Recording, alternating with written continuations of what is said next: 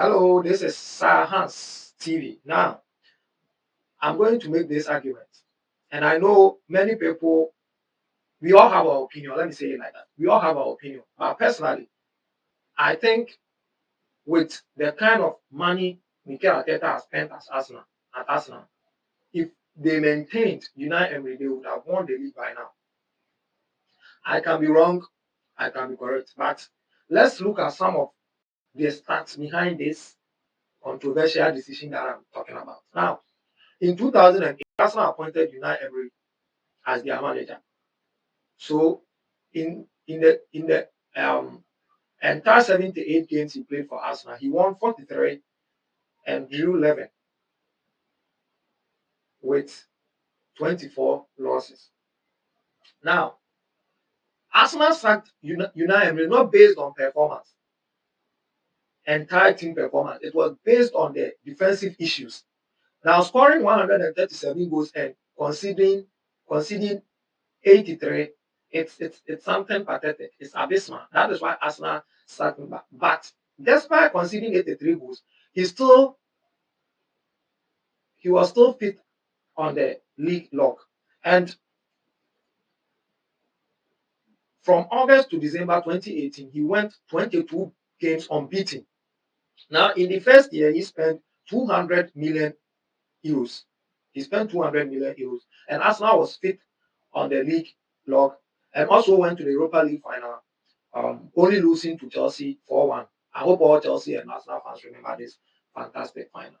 Now, in the 2019 second half of the season, Arteta was also appointed as Arsenal manager. And in that season, he was 8th on the league log. So in his, let's say, Arteta's first season at Arsenal, he spent £0 million. He spent £0. Let me make it that way. And in 2020, 2021, he didn't spend any money, but he maintained the 8th position on the league log. Now in 2021, 2022, he spent £143 million and he came 5th on the league log. In 2022, 2023, he spent 159 million and he was 2nd. In 2023, 2024, he spent 255 million pounds and he was 2nd. In 2024, 2025, he spent 109 million pounds and he was still 2nd. Now, Arteta has been 2nd 3 consecutive times in a row.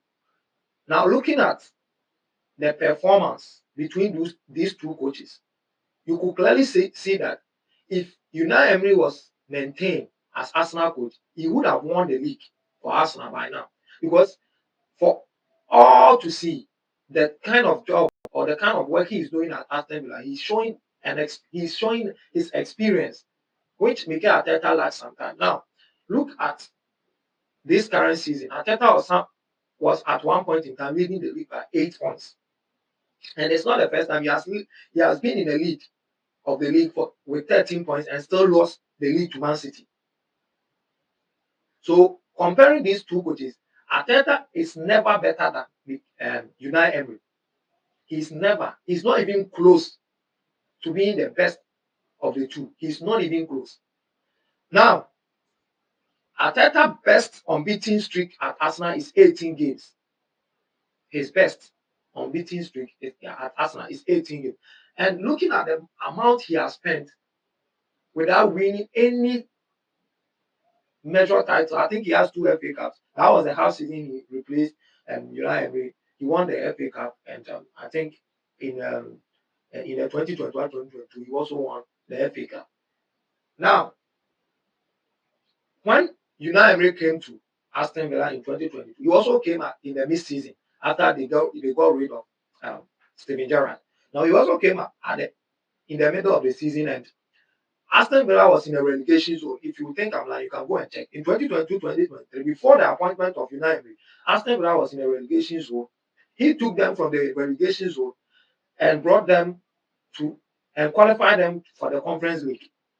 He took them from the relegation zone and qualified them to the Conference League. Now in 2023-2024, he was 4th in the league. He was 4th in the league.